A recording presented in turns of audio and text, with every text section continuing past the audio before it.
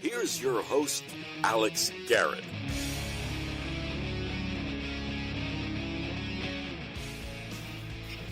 Well, it's June 3rd, and, yesterday was Lou Gehrig's day, and the Yankees win. I think the fitting thing about this road trip for the Yankees was that the captain not only dominated in his first trip back since basically snubbing the Giants and choosing the Yankees, but he made the final out. On a day, we honored another Yankee captain, Lou Gehrig. But the bookends to this road trip were immaculate. The fact that the current captain caught the final out in a electric weekend by the Bay, as well as the fact that they all wore the number 4, a original Yankee captain in Lou Gehrig. And yesterday was Lou Gehrig's day, and it honored ALS and those who suffer from it. And all of us are working towards a cure, whether it's Project ALS or the ALS Association. So my view is today, June 3rd, is let's not stop the conversation, right? I talk with Danny Voice. Dysphagia Awareness Month, I feel like once that goes away, they stop the conversation on that, and it's up to Danny and I to pick it up. Well, the same thing goes with ALS, right? It's an ongoing conversation, not just something we honor every June 2nd in honor of Lou Gehrig, number 4, the Iron Horse. So I implore you today, on June 3rd and beyond, to actually donate to Project ALS, the ALS Association, and work with others to find a cure. Because the only way we can make a day like June 2nd totally worth it is not just by donating on that day, but by continuing to talk about resources every day. If we're going to commit ourselves to fighting ALS and finding a cure for it while honoring those who suffer from it, then why make it just once a year? I remember 10 years ago, they had the ALS Challenge and they had the Ice Bucket Challenge, which did support the ALS Foundation and whatnot. But now, every June 2nd is the day to honor and fight against ALS. But I think we can go beyond that this June 3rd.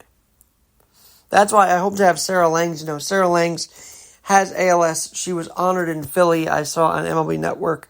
And she's just been a big part of the MLB community. And I saw her colleagues giving her a lot of love today on MLB Network. And I figured, let me reach out to Sarah and see what we could do. Because she's become sort of a voice and an advocate for those with ALS. And she deserves to be heard on this podcast, whether it's adapting or sports, right? That's why we have both. But here's why I align with Lou Gehrig the most, personally. We never let our disability stop us. I align with Lou Gehrig the most because we always strove and strive to be the best, even while dealing with our conditions. Yes, Lou Gehrig knew when to call it a day, if you will, after his incredible Iron Horse games played streak. But beyond that, he just knew it was time. And I actually got the privilege to sit in the chair that he sat in, I believe, before he did the Luckiest Man speech at the old Yankee Stadium. How incredible is that? It was his own corner that Ray Negron showed me. And I had the honor of sitting in that seat that Lou Gehrig owned in front of that pillar at the old Yankee Stadium. And when Ray also forwarded me a picture of a kid on one leg shaking hands with Lou Gehrig, boy, did that bring me back to that 8-year-old me shaking hands. But it also made me want to buy a Lou Gehrig jersey even more and sort of embody that picture in one. Because he strove for greatness on and off the field. He battled and he battled and he battled ALS for as long as he could. And I believe he played at least a year, maybe a little less with it. But the guy truly was an iron horse. There's no doubt about it. And so I think to honor him,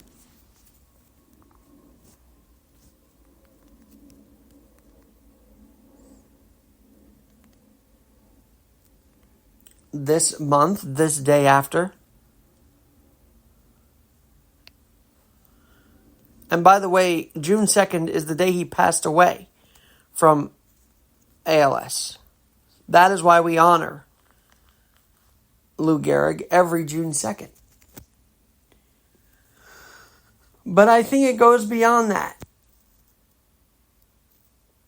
It goes beyond that.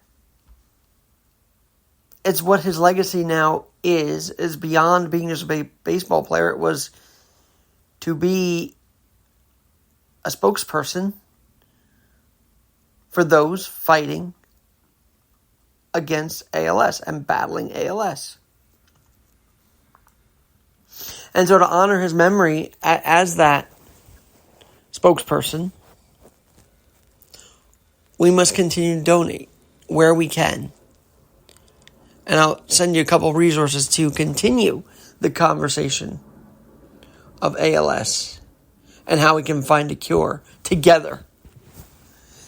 So that Lou Gehrig didn't just pass away on June 2nd for that day only, but for his memory, his legacy, and the legacy of battling that he's left behind and fighting ALS that he's left behind for those in today's world who continue to suffer from it.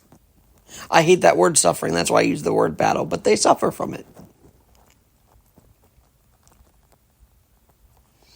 But we can show the world that nothing is suffered in vain, that these days are not honored and then put away till the next year, that there could be a conversation continuing. That's the biggest thing, is the conversation must continue after June 2nd. Like it must continue for veterans after Veterans Day, Memorial Day, and July the 4th. If we're going to honor a certain sector of the adaptability community,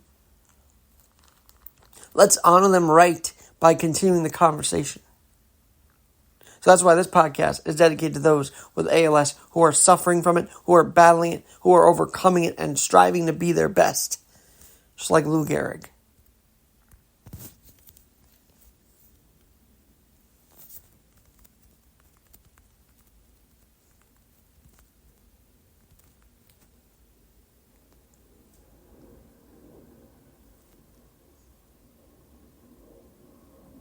And today, ALS was often called Lou Gehrig's disease.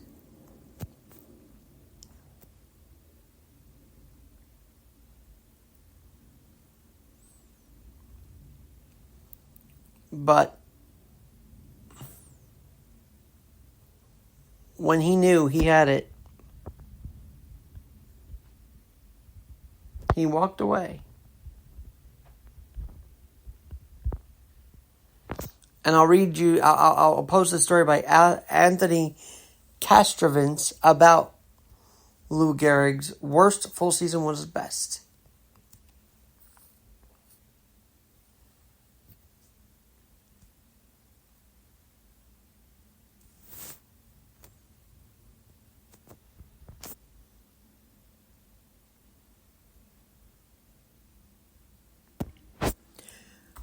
And Castrovin says, back in 1938, it would have been preposterous to propose that Gehrig was having his best season. By the way, his best season was hitting fewer than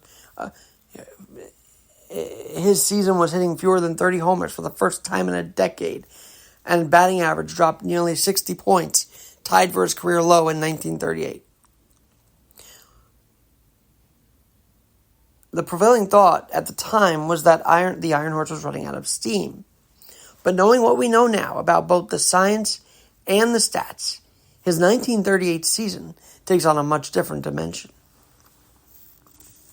Castrovins writes, Gehrig only hit .295 with 29 homers, both of which were disappointing drops from his career norms.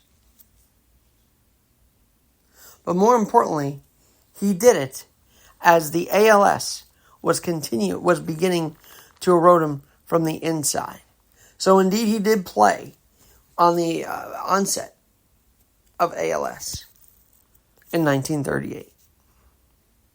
He would make that famous speech in 1939, the luckiest man in the world,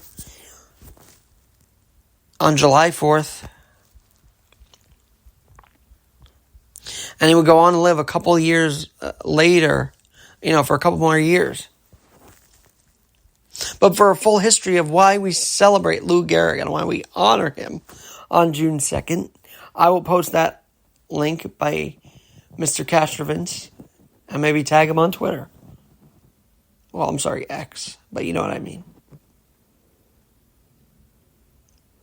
Because if we're going to really, truly honor and put the number 4 on everybody's patches, everybody's jerseys, even the umpires yesterday, and we're going to wear the End ALS shirts, let's think about the origin of what Lou Gehrig was doing with the ALS. He hit 29 homers as the disease was starting to erode him. Think about that. As it was starting to erode his body, he was still hitting .295 and hitting 29 homers. If that's not an example of adaptability, in one way or another, and also the fact that he was still hitting the ball. That's not an example of not giving up. I don't know what is. As I researched this, Gehrig's playing streak,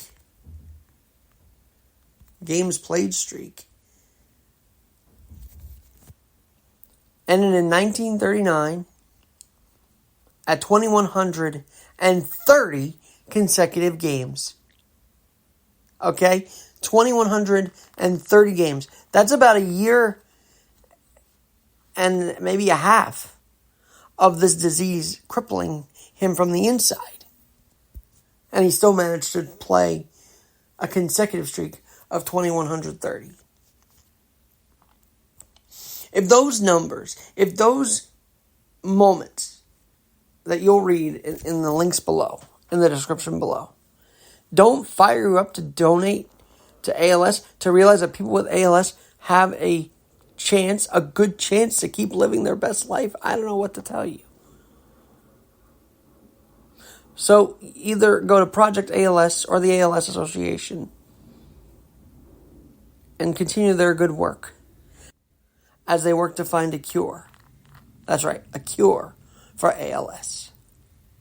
Just because June 2nd has passed us doesn't mean we can continue to honor the legacy of Lou Gehrig a day later, a week later, a month later, or the hard work of those trying to combat and cure those with ALS.